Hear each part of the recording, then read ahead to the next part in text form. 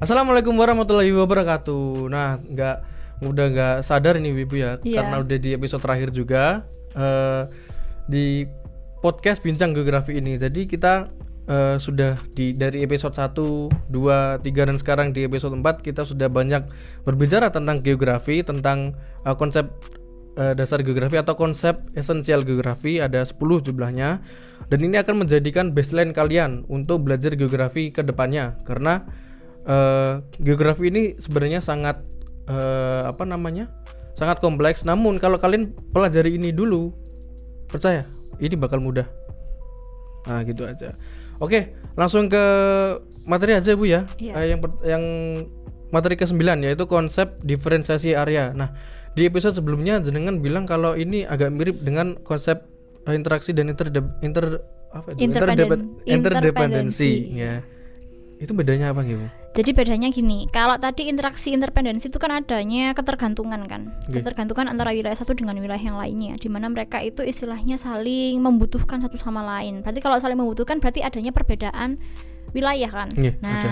Bedanya sama yang konsep yang ke-9, diferensiasi area, itu adalah kalau definisinya kan perbedaan wilayah. Tapi bedanya sama yang interaksi apa? Perbedaan wilayah ini tidak adanya interaksi. Atau kalau biasanya di konteks kalimatnya ya sudah misalkan menjelaskan contohnya misalkan Singosari itu komoditas utamanya adalah teh, sedangkan Batu itu komoditas utamanya adalah apel atau sayur mayur misalkan. Nah, itu udah cukup konteks kalimatnya sampai di situ.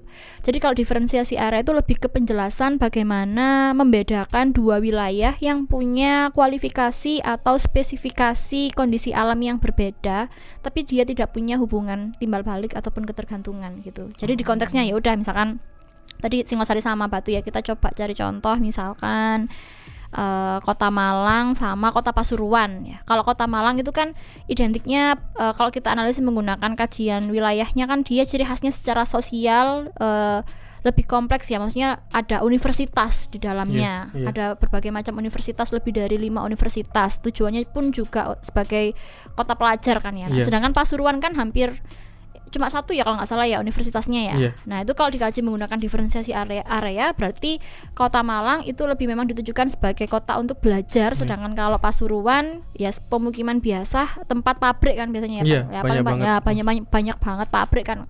Ada lebih dari 5 pabrik ya kalau nggak salah ya.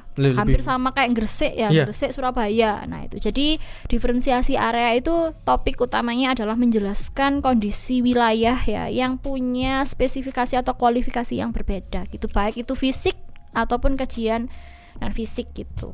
Oh, berarti ini lebih ke fungsi area itu sendiri Bu ya?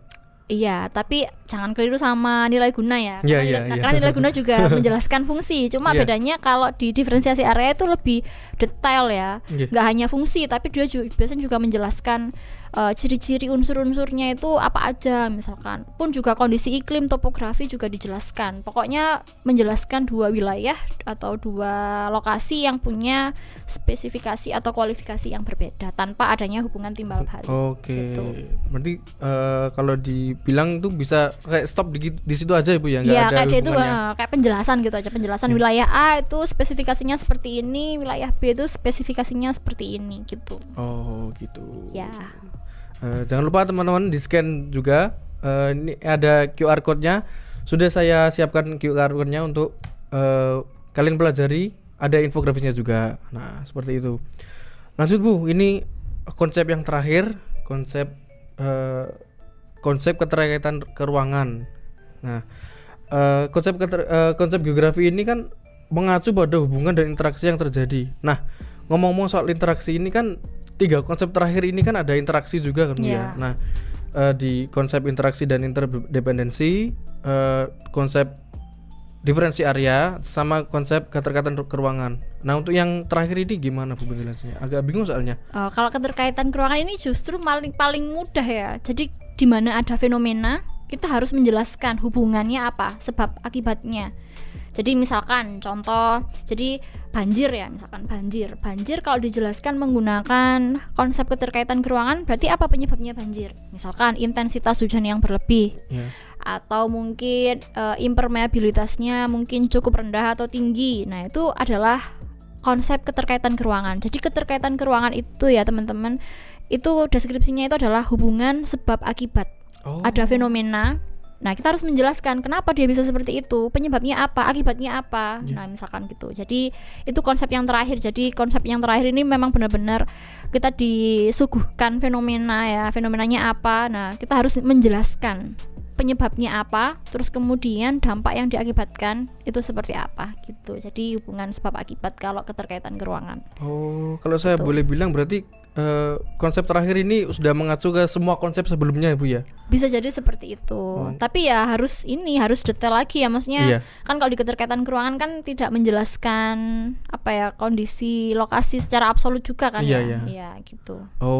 Gitu. Jadi oke.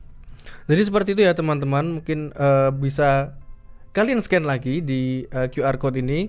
Sudah saya siapkan juga infografisnya seperti itu. Nah, gak kerasa nih Bu, udah 10 konsep ya, udah mau selesai. Di episode 4 ini juga episode terakhir.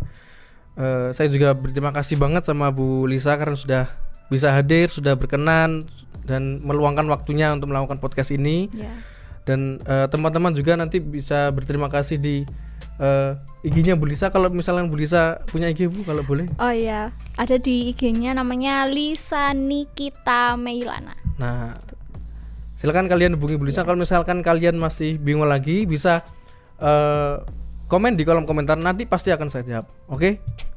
Dan untuk menutup podcast ini Bu, saya juga ingin berterima kasih lagi karena sudah hadir. Dan teman-teman yang lain juga, saya juga berterima kasih sama teman-teman yang hadir di sini di belakang kamera. Oke, buat kalian nanti sudah saya siapkan untuk kuisis. Nah, ini kuis yang harus kalian kerjakan nanti untuk kedepannya atau untuk nilainya akan saya nilai sendiri karena kan itu juga berbasisnya online ya, bisa saya nilai langsung dari rumah. Nah, untuk berikutnya saya pamit undur diri. Wassalamualaikum warahmatullahi wabarakatuh. Terima kasih Bu.